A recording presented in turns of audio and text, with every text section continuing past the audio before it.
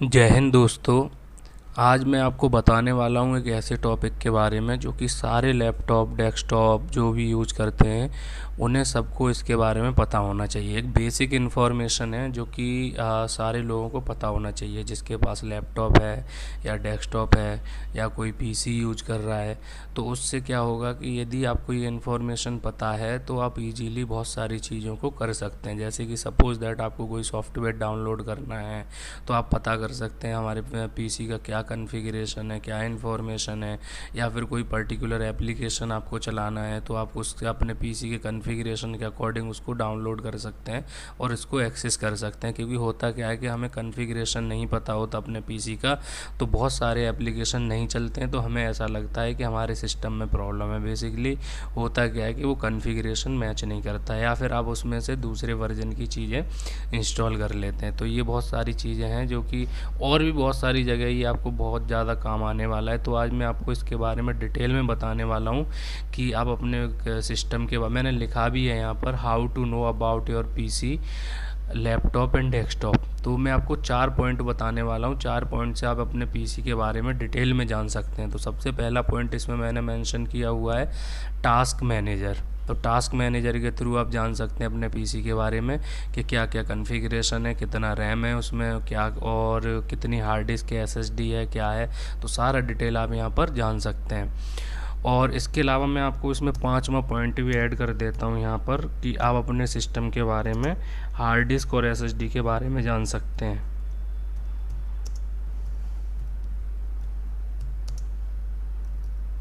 क्योंकि बहुत सारे लोग मेरे से क्वेश्चन करते हैं कि एसएसडी और हार्ड डिस्क के बारे में कैसे पता करें। क्योंकि बहुत सारे लोग ऐसे हैं जो सिस्टम को ओपन नहीं कर सकते, खोल नहीं सकते, तो उसको वो अंदर से फिजिकली नहीं चेक कर सकते। तो आप उसको कॉन्फ़िगरेशन के थ्रू या सिस्टम में सॉफ्टवेयर के थ्रू आप पता कर सकते हैं कि हाँ उसके सिस्टम के अंदर हार्ड डिस्क है या एसएसडी है, और है तो कौन सी है, किस कंपनी की है। तो वो भी आप डिटेल में इसमें जान सकते हैं।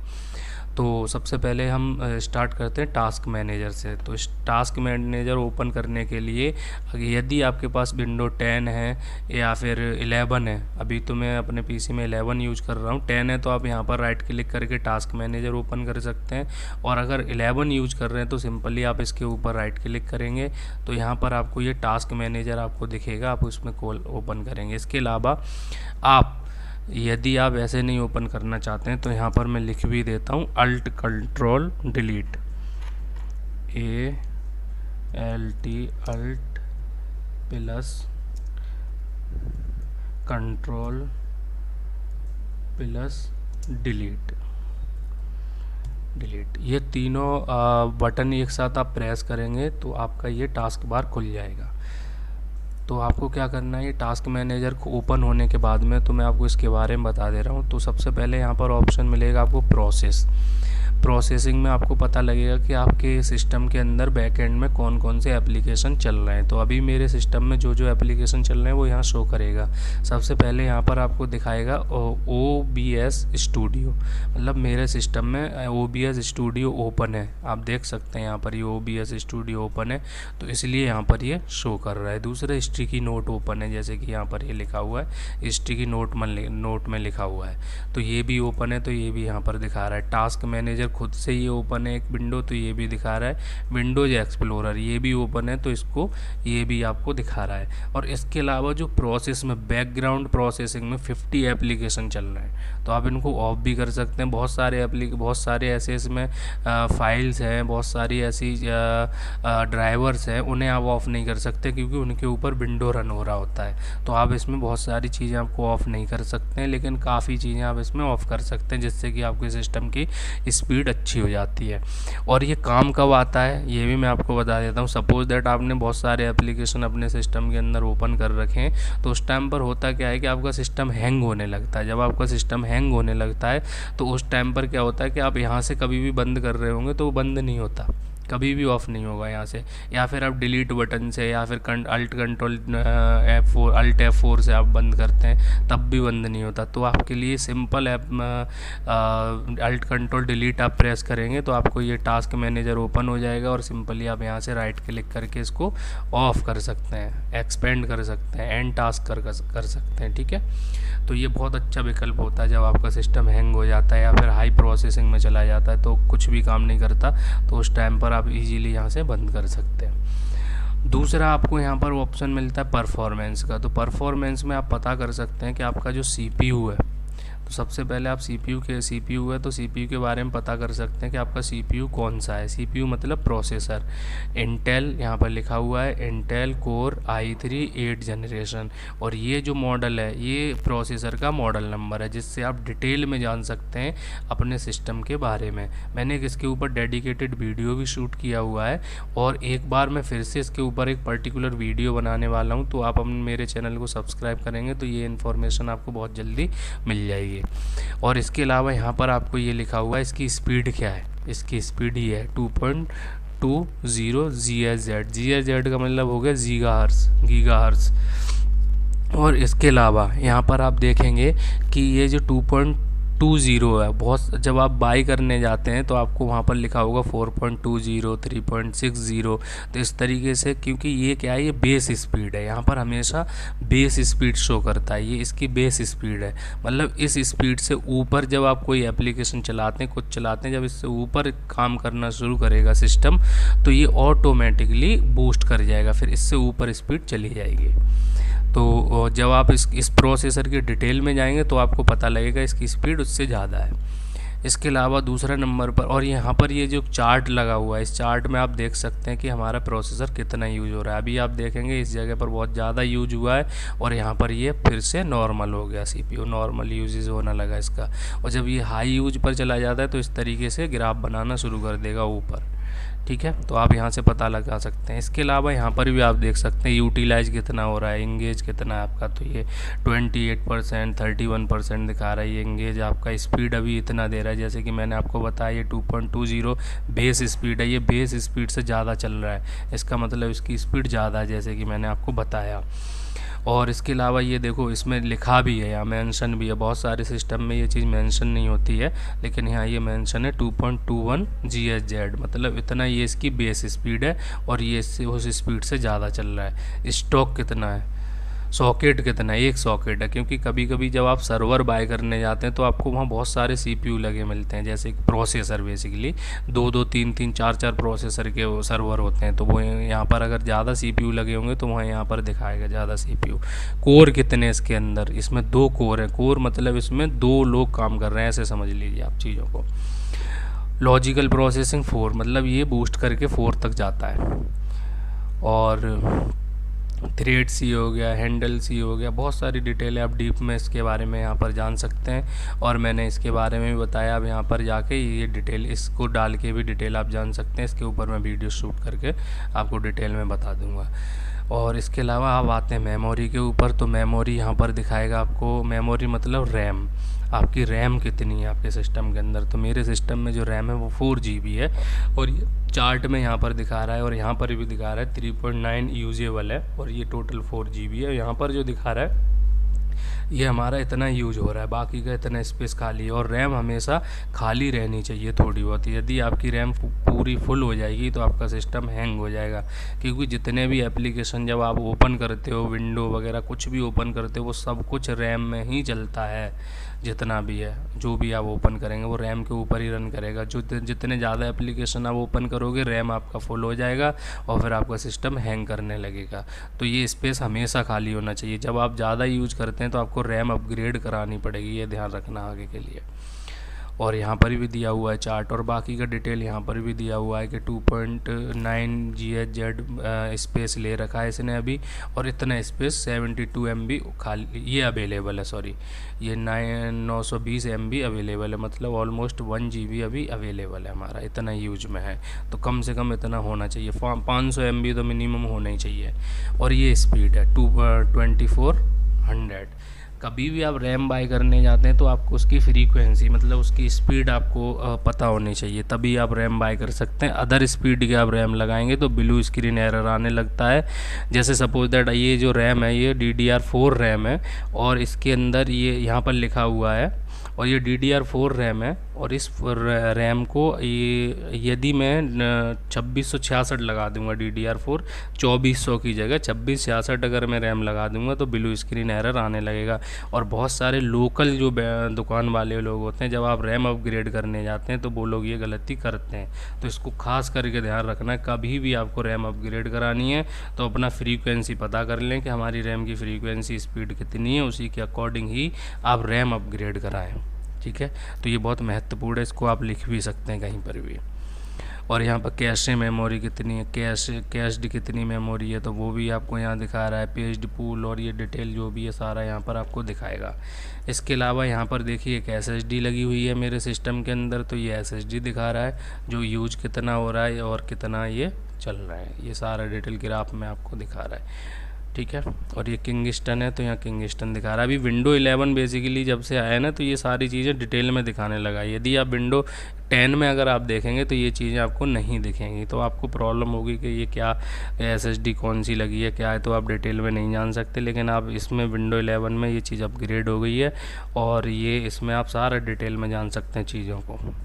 दूसरा यहाँ पर HDD लगी हुई है, हार्ड डिस्क ड्राइव, तो SSD का मतलब होता है सॉलिड स्टेट ड्राइव, वो मैंने डिटेल में वीडियो बनाया ही है तो आप उसके बारे में आप जान सकते हैं। इसके अलावा ये जो है हार्ड ड्राइव वो 1 TB की है, तो वो यहाँ पर भी मेंशन होगा कहीं ना कहीं, ये लिखा हुआ है। कभी भी कोई भी मेमोरी आप बाय करते हैं ना पूरा 100% नहीं दिखाएगा। सपोज दैट मैंने 32 GB की पेन ड्राइव खरीदी तो 32 GB कभी यूजेबल नहीं होगा, क्योंकि उसके अंदर कुछ पर्सनल एप्लीकेशन होते हैं, उसके खुद के इंडिविजुअल होते हैं जो उसको मेमोरी को रन करने के लिए होते हैं। आपने देखा होगा पेन ड्राइव आप लगाते हैं डिटेक्ट कर जाती है, रन होने लगती है, उसमें कॉपी और वो सब कर सकते हैं। वो इसलिए कर सकते हैं क्योंकि उसका भी एक पर्टिकुलर एप्लीकेशन सॉफ्टवेयर होता है जो उसे रन करता है, इसलिए कुछ स्पेस वो इंगेज भी करके रखते हैं थोड़ा बहुत, जिससे कि अगर वो फुल भी हो जाए तो वो उसको ओपन कर सको आप, क्योंकि बहुत सारे लोगों को आइडिया नहीं होता, पूरा फुल भर देते हैं इतने हार्ड मेमोरी को, तो उसके बाद में फिर वो हैंग करना शुरू होगी, ओपन भी नहीं होगी, तो इसलिए स्पेस रहता है उसमें। ईथरनेट मतलब जो लैन कार्ड होता है, मेरे में लैन लगा हुआ है, लैन केबल, तो उसकी डिटेल IP वाईपी ये सारा कुछ आपको डिटेल में यहाँ मिलेगा। GPU मतलब जो आपका ग्राफिक कार्ड होता है, तो मेरा जो अभी इसमें ग्राफिक कार्ड लगा है इंटरनल ग्राफिक कार्ड लगा हुआ है जो कि हमेशा साथ में आता है। अगर ये ग्राफिक कार्ड नहीं होगा तो आपका डिस्प्ले भी नहीं आएगा, तो इसके ऊपर ही डिपेंड करता है आपके सिस्टम में कितने अच्छे ग्राफिक्स, कितनी अच्छी क्वालिटी, कितना अच्छा आपको क्लैरिटी मिल रही है, वो इसी के ऊपर डिपेंड करता है, ग्राफिक कार्ड के ऊपर। तो ये जो ग्राफिक होता है आपका, इसके ऊपर आपका सारा कुछ डिपेंड करता है। यदि ये ख़राब हो जाएगा तो आपका डिस्प्ले भी आना बंद हो जाएगा, और इसी के ऊपर डिपेंड करता है कि आपकी पिक्चर क्वालिटी कितनी बढ़िया है। और अगर आपको और इन्हेंस करना होता है तो आप उसमें डेडिकेटेड ग्राफिक कार्ड लगाते हैं, मतलब अलग से एक ग्राफिक कार्ड लगाते हैं, तो आप जितना अच्छा ग्राफिक कार्ड लगाएंगे उतनी अच्छी आपको पिक्चर क्वालिटी मिलेगी, डिटेल मिलेगी। तो बस ये ग्राफिक कार्ड के बारे में हो गया। ये 2 GB का ग्राफिक कार्ड है, अभी इतना शेयर्ड ग्राफिक है। शेयर्ड मतलब मेमोरी से शेयर कर लेता है। इसमें क्या होता है, ये इंटीग्रेटेड ग्राफिक कार्ड होते हैं, वो रैम से मेमोरी ले लेता है, रैम से शेयर कर लेता है। ठीक है, आगे चलते हैं ऐप हिस्ट्री। ये ऐप हिस्ट्री के बारे में कितना क्या यूज हो रहा है, कितने कौन से MB का है, कितने मेमोरी का, वो सारा डिटेल यहाँ पर आप देख सकते हैं। तो ये जो है ये इसके पर्सनल एप्लीकेशन है जो कि ये बैक एंड में चलते ही रहते हैं हमेशा, इनेबल है, इन्हें डिसेबल भी कर सकते हैं। यूजर्स, कितने यूजर्स हैं, आप जितने चाहो उतने यूजर्स बना सकते हो अपने सिस्टम में। सपोज दैट 3 लोग यूज करते हैं तो 3 यूजर्स बना सकते हो। यूज़र अकाउंट वो भी मैं क्रिएट करना आपको सिखा दूंगा एक दिन। यदि आप हम मेरा चैनल सब्सक्राइब करेंगे तो ये डिटेल भी आपको जल्दी मिल जाएगी। तो बहुत सारी यूज़र बना के आप अलग अलग एप्लीकेशन चला सकते हैं। तो आपकी ने फाइल है, अपना एप्लीकेशन, आपका सिस्टम कॉन्फ़िगरेशन सेटिंग अपने हिसाब से आप कर सकते हैं अपने यूज़र से। उसमें पासवर्ड भी लगा सकते हैं, तो कोई यूज भी नहीं कर सकता। आपको अलग अलग लैपटॉप या डेस्कटॉप बाय करने की ज़रूरत नहीं पड़ेगी। 2 से 3 लोग ईजीली यूज़ कर सकते हैं घर में उसको, अलग अलग टाइम पे, सेम टाइम पे नहीं कर सकते। और डिटेल में जाना है तो ये सारे डिटेल आ गई कि कौन सी फाइलें बैकएंड में चल रही हैं, कौन कौन सी फाइलें विंडोज़ की हैं, क्या है ये, तो फिर डेवलपर मोड आ जाता है बेसिकली, तो आप इसको भी पता कर सकते हैं। सर्विसेज क्या क्या चल रही हैं, जो इसमें सारा कुछ रहेगा, ठीक है। तो ये थोड़ा डिटेल वीडियो हो जाएगा, ये मैं किसी और टाइम बताऊंगा, तो इसको बंद कर देते हैं। दूसरा हमारा पॉइंट है दिस पीसी प्रॉपर्टीज़। तो दूसरी हमारी जो दूसरा तरीका है वो ये है कि आपका जो दिस पीसी है इसके ऊपर राइट क्लिक करेंगे और यहाँ पर ऑप्शन आता है प्रॉपर्टीज़, इस पर क्लिक करेंगे, सिंपली आपके सामने सारी इन्फॉर्मेशन आ जाएगी पीसी से रिलेटेड। ये जो पीसी का नाम है वो शो कर रहा है, और विंडो 10 में ये चीज़ शो नहीं करता है, पूरी डिटेल नहीं शो करेगा, एक डेस्कटॉप और कुछ करके दिखाएगा। यहाँ पर आपको ऑल इन वन पीसी ये और ये इसका नाम है वो सारा डिटेल आपको यहाँ दिखा रहा है। और ये पीसी का नेम हो गया, प्रोसेसर आपका कौन सा है, ये प्रोसेसर का डिटेल हो गया, यहाँ पर रैम कितनी जीबी है इतना हो गया, अवेलेबल रैम कितनी है इतनी है, डिवाइस आईडी ये हो गया, प्रोडक्ट आईडी, सिस्टम कितने बिट पर काम कर रहा है। अभी जो सिस्टम है जब से विंडो 10 आया तब से 64 बिट के ऊपर ही सारे सिस्टम काम करते हैं। विंडो 11 भी 64 है, सबको 64 के ऊपर करता है। 32 बिट बेसिकली उन लोगों के लिए होता है जो डेवलपर होते हैं, जो एप्लीकेशन डेवलप करते हैं, वो 32 बिट के ऊपर भी रन करके देखते हैं, क्योंकि अब वो तो ओल्ड हो गया तो वो यूज होता ही नहीं है। फिर भी बहुत सारे डेवलपर है उनके लिए इंपॉर्टेंट होता है, हम लोगों के लिए इंपॉर्टेंट नहीं है। अभी जो कुछ इंस्टॉल करते हैं, जो भी एप्लीकेशन करते हैं वो 64 बिट के ऊपर ही करते हैं, तो उसका भी खास ध्यान रखना। कभी भी एप्लीकेशन कुछ भी डाउनलोड करेंगे, इंस्टॉल करेंगे, 64 बिट के ऊपर ही करेंगे, यदि आप विंडो 10 या विंडो 11 यूज कर रहे हैं तो, ठीक है। और इसके अलावा ये आपका विंडो के डिटेल के बारे में हो गया कि विंडो हमारे कौन सा लग पड़ा हुआ है इसके अंदर और ओरिजिनल है या नहीं है, वो यहाँ पर दिखाएगा डिटेल, ठीक है। वर्जन कौन सा है विंडो का, कब क्या इंस्टॉल हुआ है, बिल्टअप क्या है, वो सारा डिटेल यहाँ पर रहेगा, ठीक है। तो आप ये डिटेल यहाँ से भी पता कर सकते हैं। और थर्ड पॉइंट है सिस्टम इन्फॉर्मेशन। एक और तरीका है वो ये है कि आप यहाँ पर जाएंगे सर्च में और यहाँ पर लिखेंगे इन्फॉर्मेशन, जैसे ही लिखेंगे आपके सिस्टम में आ जाएगा सिस्टम इन्फॉर्मेशन। इसको क्लिक करेंगे तो यहाँ पर भी आपको सारा कुछ डिटेल में मिलेगा। ये ओएस के बारे में हो गया जिसके ऊपर हम काम कर रहे हैं, ये विंडो 11 जो भी विंडो 11 होम सिंगल लैंग्वेज है, ये डिटेल हो गया, ठीक है।